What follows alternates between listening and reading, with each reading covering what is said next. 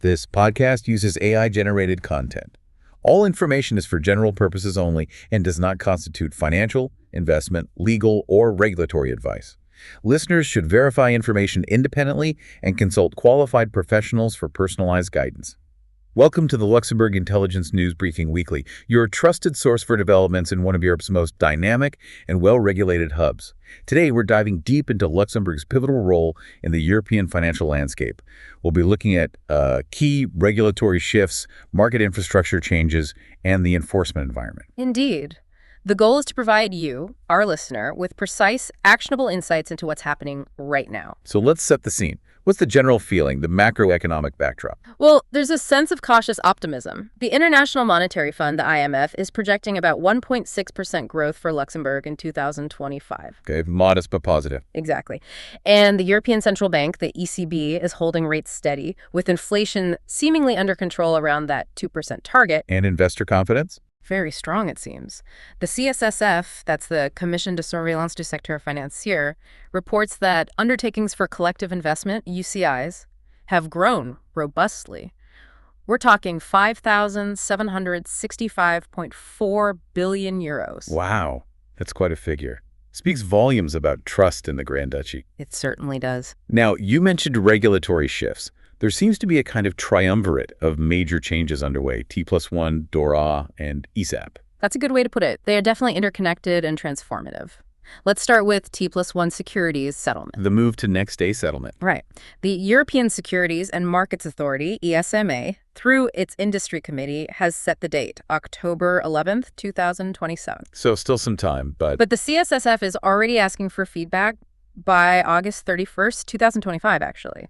And this isn't just a technical tweak. It means huge operational, technological, legal, even behavioral changes. Think cross-border complexities, liquidity management. it sounds incredibly complex. It is. And frankly, this is precisely where having skilled legal counsel provides a real strategic advantage, navigating all those multi-jurisdictional details. Faster settlement naturally makes you think about resilience, doesn't it? Which brings us to DORA. Exactly. The Digital Operational Resilience Act. Its framework is now complete, with the delegated regulation on subcontracting coming into force July 22nd, 2025. And what does that mean practically? Financial firms now have a clear duty to notify the CSSF about major ICT incidents. Plus, they need to keep a detailed register of all their third-party ICT service arrangements. It really underscores Luxembourg's proactive stance on cybersecurity. A sign of that sophisticated regulatory framework we often talk about. Absolutely. And the third part of that trio, ESAP. Ah, yes, the European Single Access Point, effective July 10th, 2026. Think of it as a central digital gateway for public financial and sustainability information from across the EU.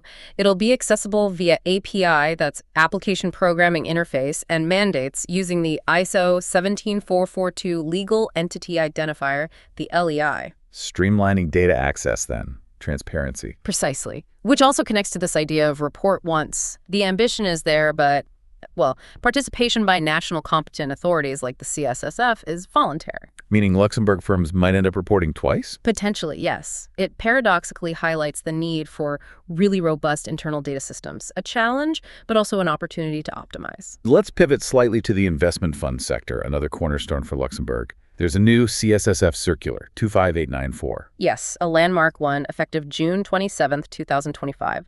It replaces the old 15612. The big change is its scope. How so? It now covers all non-CSSF authorized funds managed by Luxembourg Investment Fund Managers, IFMs.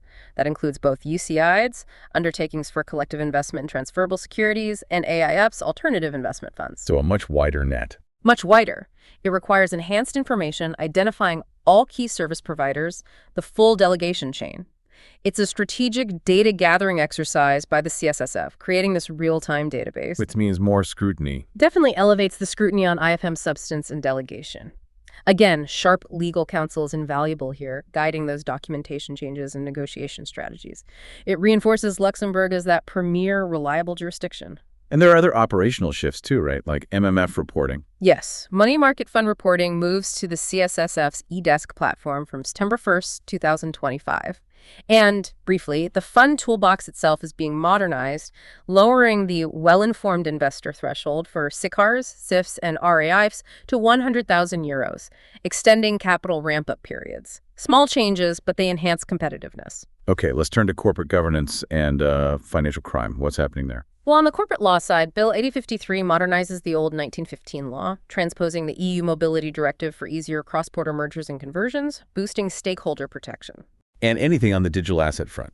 Yes, the Blockchain 4 law, effective December 31st, 2024. It introduces a control agent role for securities issued on distributed ledger technology, DLT. Reinforces Luxembourg's lead there. Interesting. Now, ATAD 3, the Anti-Tax Avoidance Directive, was abandoned.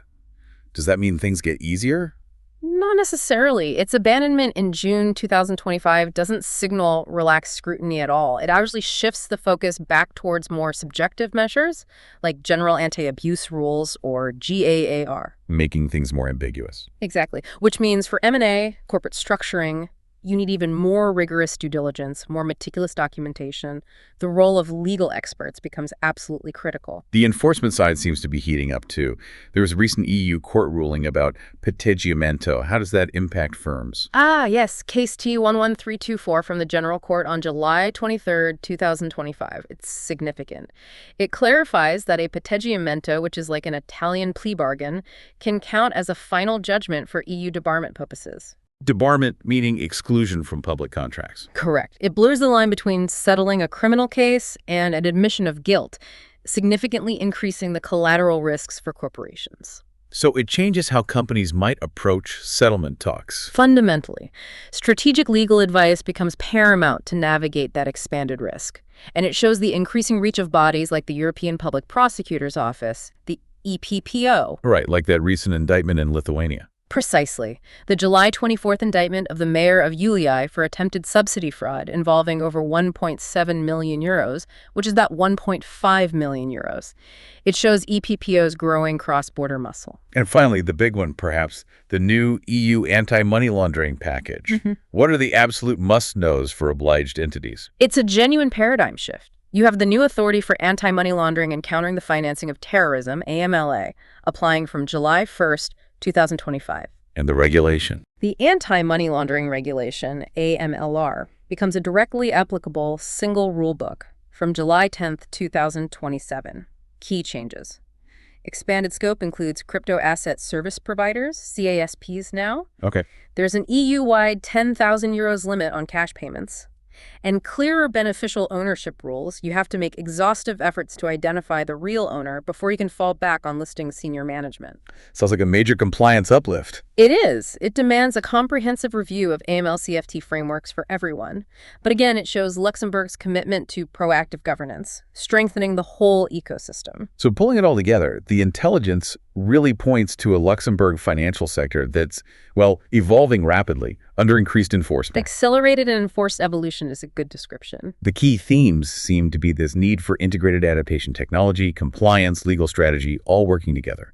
Plus, the rise of Central European supervision, and definitely a noticeable increase in enforcement risk. Success really demands that holistic view, from the very top down to the front line. Absolutely. Thank you for tuning in. We trust you found this briefing insightful. Until next time, stay informed and ahead of the curve. Hit subscribe, like. This podcast uses AI-generated content. All information is for general purposes only and does not constitute financial, investment, legal, or regulatory advice. Listeners should verify information independently and consult qualified professionals for personalized guidance. Luxembourg Intelligence News Briefing.